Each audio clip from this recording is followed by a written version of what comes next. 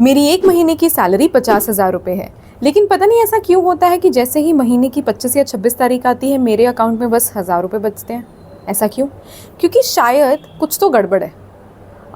गड़बड़ ये तो नहीं है कि मैं कैलकुलेशन नहीं जानती, मैं कैलकुलेशन जानती हूँ, बट शायद मैं फार फेच्ड प्लानिंग नहीं करती और इस वजह से मेरी 50,000 लास्ट में जाते जाते सिर्फ 1,000 रुपये बचती है। ये सिर्फ मेरे साथ नहीं होगा, ये शायद आप में से कई लोगों के साथ होगा और ये प्रॉब्लम है क्योंकि हम नहीं करते हैं फाइनेंशियल प्लानिंग। ये मुझे किसी ने समझाया है, इसके लिए मैं आपको समझा रही हूँ क्योंकि मुझे लगता है नेक्स्ट मंथ से मैं फाइनेंशियल प्लानिंग करूँगी। मुझे ये समझाया गया है कि फाइनेंशियल प्लानिंग बहुत ज़रूरी है।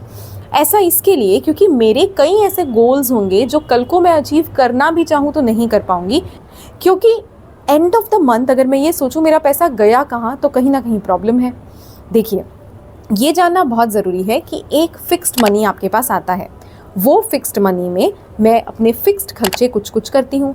थोड़े से मेरे हर मंथ वेरिएबल खर्चे भी हो सकते हैं, जैसे किसी मंथ मेरा बर्थडे आया तो मैंने शॉपिंग एक्स्ट्रा कर ली, त्योहार आया तो पेरेंट्स को कुछ गिफ्ट कर दिया।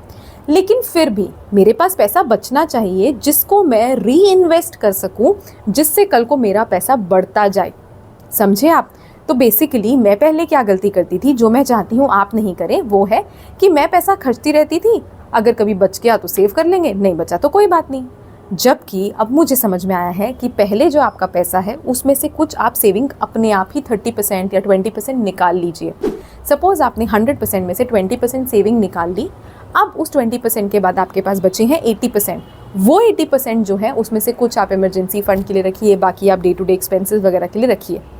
ये जो 20% आपने पहले सेव किया था उसको भी बाकायदा सेविंग में प्रॉपर सिर्फ बैंक अकाउंट में मत रखिए, उसको री इन्वेस्ट कीजिए जिससे वो पैसा आपका मल्टीप्लाई हो या फिर डबल हो, राइट? ये चीज़ के बाद जब आपके पास सपोज़ कल को एक अच्छा सा फ़ोन आपको पसंद में आया, एक आईफोन पसंद आ गया, नया मॉडल आ गया, क्योंकि आपके पास मनी सेव्ड है तो आप उससे अपना वो इन्वेस्टमेंट जो है वो आपकी जो है उससे आप नई चीज़ खरीद सकते हैं, आप एक गाड़ी खरीद सकते हैं।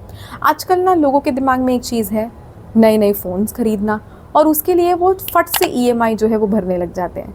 लेकिन आपको ये भी देखना है कि आप वो रीपे कर सकेंगे कि नहीं, और इंटरेस्ट जो लगता है उसके बारे में भी सोचना है ना।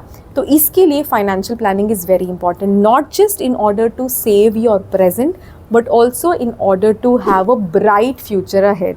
आई hope you plan well. All the best.